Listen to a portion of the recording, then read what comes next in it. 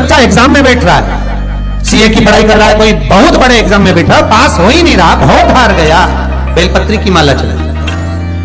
पर बेलपत्र की जो माला है वो केवल प्रदोष पर चढ़ती है, श्री हनुमान जी महाराज। आप बेलपत्र की माला चढ़ाओ, 108 बेलपत्र आप श्री शिवाय नमस्तुभ्यम मंत्र का जाप कर कर, गांठ लगाकर भगवान श्री हनुमान जी महाराज के सामने पहुंचकर माला को सीधी रखकर, जो व्यक्ति एग्जाम में बैठ रहा है नौकरी के लिए, अन्य पढ़ाई के लिए, अगर कंपटीशन एग्जाम में भी बैठ रहा है तो माला को हनुमान जी महाराज, और हनुमान जी कौन से होना चाहिए? पूर्वमुखी। हनुमान दक्षिण मुखी नहीं चाहिए, पूर्व में जिन हनुमान जी का मुख हो वो माला ऐसी समर्पित कर कर, हनुमान चालीसा का पाठ कर कर, 3 बार स्मरण कर कर माला श्री हनुमान जी को पहना दीजिए। ऐसा कोई एग्जाम नहीं जिसमें से आप निकल ना पाए, पर करना आपको पड़ेगा। प्रदोष का दिन होना चाहिए, प्रदोष के भगवान, और प्रयास जहां तक हो सके प्रदोष काल में अगर चढ़ाएंगे तो ज्यादा फलदायी रहेगा, प्रदोष काल। तीसरी है आंकड़े की माला।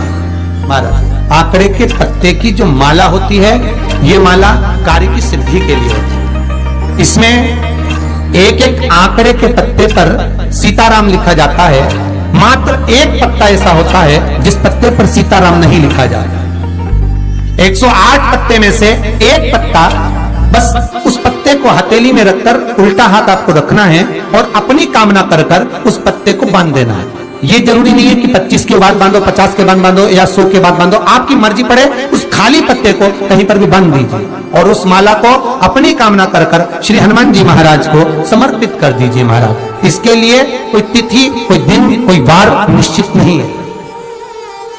बस ये माला जब हनुमान जी को चढ़ जाए तब एक घी का और एक तेल का दिया हनुमान जी के सम्मुख में लंबी बाती का लगा देना है। महाराज एक घी का एक तेल, और अपनी कामना कर कर आप आ जाइए।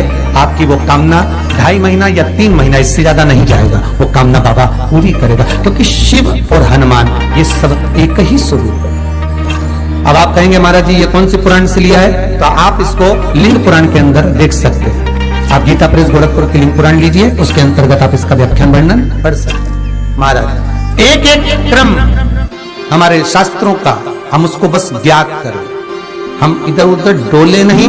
हमारी पुराणों में इतने इतने लेख लिखे गए हैं, उसको ही अगर हमने निकाल लिया तो हम जीवन में सुख पा सकते हैं, हम दुखी नहीं हो सकते। मंत्र कौन सा जो दिया जा रहा है, वो मंत्र कौन सा है जो प्रदान किया जा रहा है? हनुमान जी महाराज ने वो मंत्र जो विभीषण को दिया, और एक विभीषण जिसको लात मार दी गई, एक विभीषण जिसको लात मारकर निकाल दिया गया, जिसके घर का भी ठिकाना नहीं था, वो विभीषण एक छोटे से मंदिर में जो रहता था, तुलसी का क्यारा जिसके दरवाजे पर था, और वो विभीषण जब सीत रावण को देता है तो वही विभीषण को जो लात मारकर निकाल दिया जाता है, तो वो मंत्र कौन सा था जिसको विभीषण ने जपा और विभीषण लंका का अधिपति बन गया, सत्ताधारी, वैभवशाली। वो मंत्र केवल एक मंत्र जो श्री हनुमान जी महाराज ने विभीषण को दिया। महाराज वो मंत्र कोई दूसरा नहीं था, केवल भगवान का नाम विभीषण को प्रदान किया था। क्यों? क्योंकि विभीषण के दरवाजे पर जब हनुमान जी महाराज पहुंचे थे, विभीषण के द्वार पर जब हनुमान जी महाराज पहुंचे तो विभीषण के दरवाजे पर जाकर क्या देखते हैं कि सब कुछ विभीषण के यहाँ पर है, और विभीषण लगा हुआ है। कभी यहाँ पर प्रणाम करता है, कभी वहां प्रणाम करता है, कभी विभीषण यहाँ जाता है, यहाँ नमन करता है, कभी विभीषण वहां नमन करता है, कभी विभीषण इस स्थान पर जाता है। विभीषण यहाँ वहां डोल रहा है, ये हनुमान जी देख रहा है। घर में दिखाया तो वास्तु दोष है, क्या करें? पाइप तुड़वा के इधर का इधर कर दो, सीढ़ी तुड़वा के इधर कर दो। राशि में दिखवाया तो ग्रह दोष है। सारे दोष मनुष्य को नजर आते हैं और सब कुछ कर लेता है वो, पितृ दोष के लिए भी, वास्तु दोष के लिए भी, ग्रह दोष के लिए भी, पर मनुष्य को सारे दोष नजर आते हैं। जब दुख आता है बस एक दोष नजर नहीं आता अपने कर्मों का कि पहले क्या कर कर आया है, वो भी तो दिखवाओ किसी महाराज से।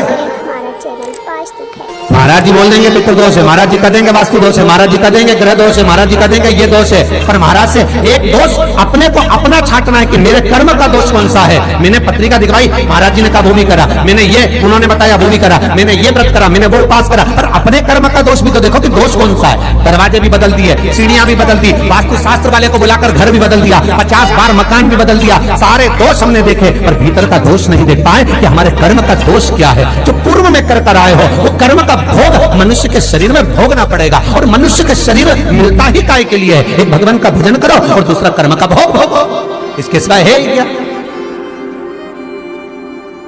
का शरीर केवल दो कारणों से मिला है, एक कर्म का भोग भोगने के लिए और एक भगवान का भजन करने के लिए। तो कर्म का भोग भी भोगना और भगवान का भजन भी करना है, तो क्यों करना है? तो शिव महापुराण की कथा कहती है कि जितना तुम भजन करते रहोगे तो ये दुख जो आता है ये धीरे धीरे कटता रहेगा। बस भजन से दूर मत होना। श्री शिवाय नमस्तुभ्यं, श्री शिवाय नमस्तुभ्यं, श्री शिवाय नमस्तुभ्यं।